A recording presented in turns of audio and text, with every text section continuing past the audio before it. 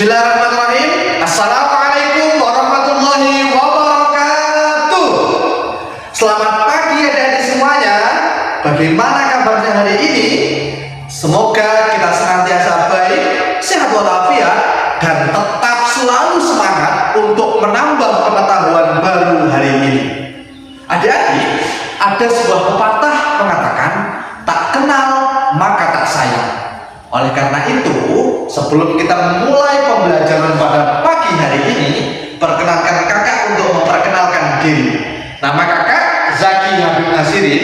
Kakak berasal dari Palembang, Sumatera Selatan, dan saat ini kakak sedang kuliah di Universitas Islam Negeri Salatiga. Baik adik-adik semuanya, pada kesempatan pembelajaran kali ini kita akan masuk ke sebuah materi yang sangat menarik dan sangat penting untuk mempelajari dan memahami isi ayat Al-Quran. Materi apa itu? Materi kita pada pagi hari ini adalah asbabun nuzul, atau latar belakang diturunkannya sebuah ayat. Pada pembelajaran pagi hari ini, tujuan pembelajaran kita adalah pertama, kita akan mempelajari dan mengetahui definisi dan pengertian asbabun nuzul, baik dari segi bahasa maupun segi istilah. Kedua, kita akan mempelajari dan mengetahui sejarah yang melatar belakangi ayat Al-Quran itu diturunkan. Dan ketiga, kita akan mengambil hikmah dan pelajaran dari sebuah asbabun nuzul ayat Al-Quran agar nantinya kita tidak keliru dan tidak salah dalam memahami dan mengamalkan isi Al-Quran. Mengapa ini menjadi penting? Karena ibarat kita membaca sebuah surat, kita akan lebih mudah memahami isi dan tujuan surat tersebut ketika kita mengetahui cerita yang melatar belakangi surat tersebut ditulis. Oleh karena itu, mari kita mulai pembelajaran asbabun nuzul pada pagi hari ini. Baik anak-anak semuanya, di sini Ibu akan menyampaikan bagaimana definisi asbabun nuzul itu secara bahasa dan juga secara istilah. Kita akan melihat dulu secara bahasa. Kalau asbabun nuzul itu berasal dari dua kata dalam bahasa Arab. Yang pertama itu adalah asbab, yang bermakna itu sebab-sebab atau latar belakang. Kemudian yang kedua itu yaitu kata nuzul. Kata nuzul itu berarti turunnya sesuatu. Nah, dalam hal ini itu berupa wahyu. Jadi secara etimologis, asbabun nuzul itu merupakan sebab-sebab yang menjadi latar belakang turunnya wahyu.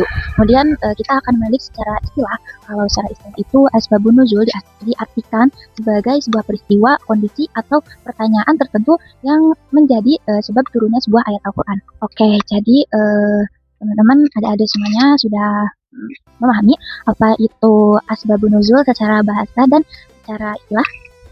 Sudah paham ya.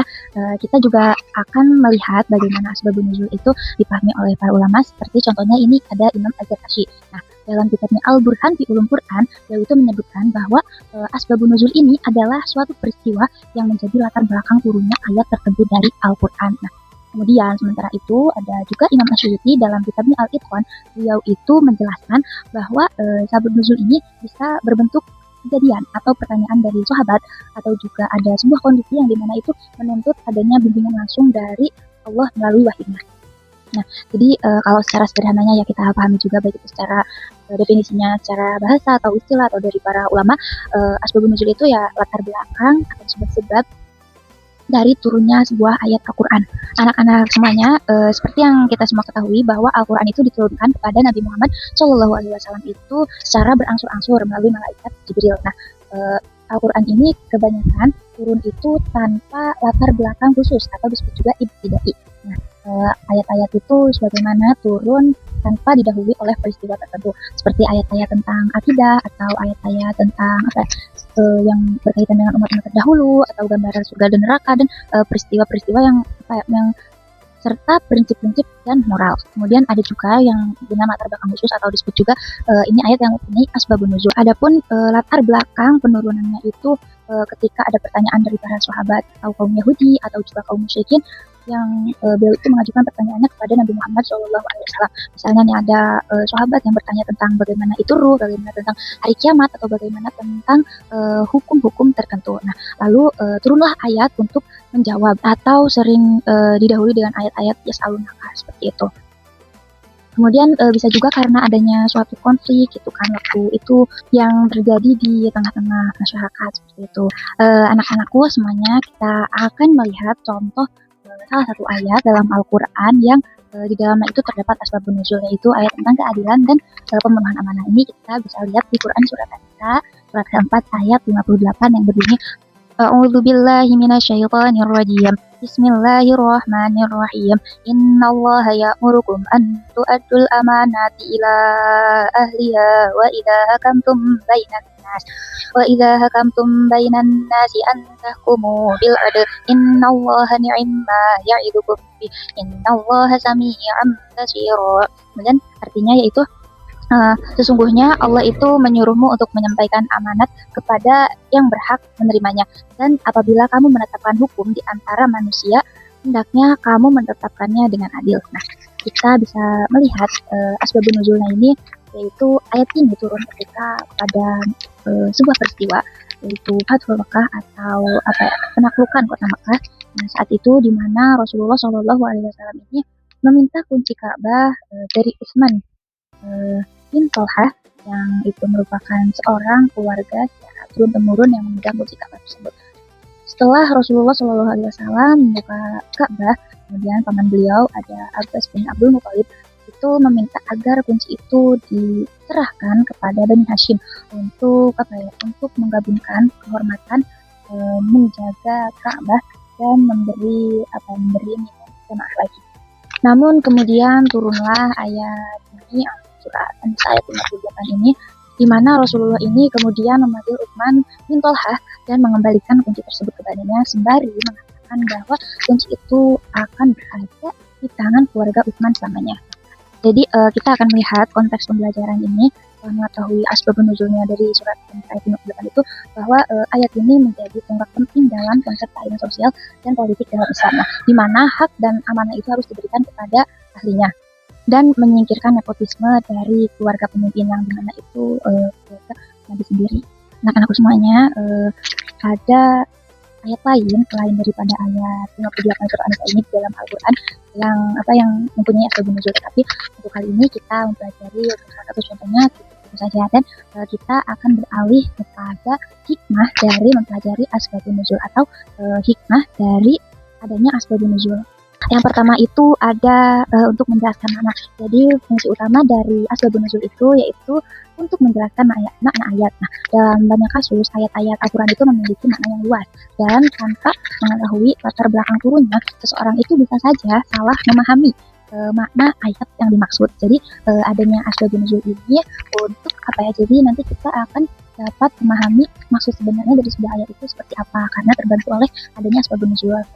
Kemudian yang kedua juga asbabun nuzul itu hikmahnya sebagai jadi kita itu dapat menentukan hukum. Nah, dengan mengetahui asbabun nuzul, kita itu bisa menentukan batasan hukum yang terkandung dalam sebuah ayat. Nah, sebab ada kalanya sebuah ayat itu mempunyai hukum yang yang itu tuh diturunkannya itu berkaitan dengan kondisi tertentu. Nah, bukan berlaku secara mutlak.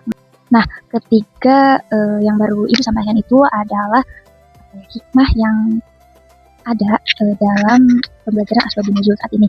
Hikmahnya sangat banyak, tetapi kita cuma batasi sampai itu saja. Nah, barangkali ada yang ingin ditanyakan atau berdiskusi dengan ibu anak-anak semuanya, mungkin sudah paham ya bagaimana tadi ibu menjelaskan ya definisi asbabun nuzul secara bahasa, kemudian secara istilah, kemudian juga contoh asbabun nuzul, gitu kan, contoh ayat Al-Quran yang ini asbabun nuzul, kemudian juga ada hikmahnya dari asbabun nuzul gitu.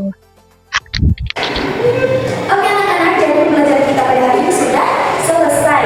Coba sekarang ibu mau tanya, tadi kita belajar tentang apa aja? Ada yang mau jawab? Ya silakan, tadi kita belajar apa aja? Kita belajar tentang pengertian dari apa? Asbabun nuzul. Terus kemudian kita belajar tentang sejarah diturunkannya sebuah ayat. Kemudian apalagi tentang hikmah. Iya, hikmah mempelajari asbabun nuzul. Sekarang ibu mau tanya lagi nih, pengertian dari asbabun nuzul itu apa?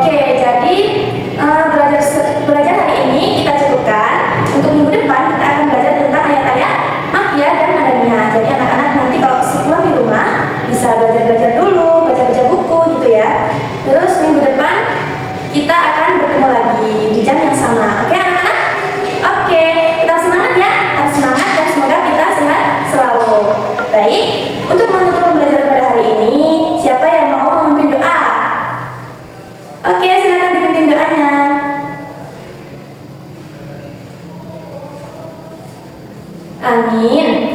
Oke, jadi pembelajaran hari ini kita cukupkan. See you next time anak-anak. Wassalamualaikum warahmatullahi wabarakatuh.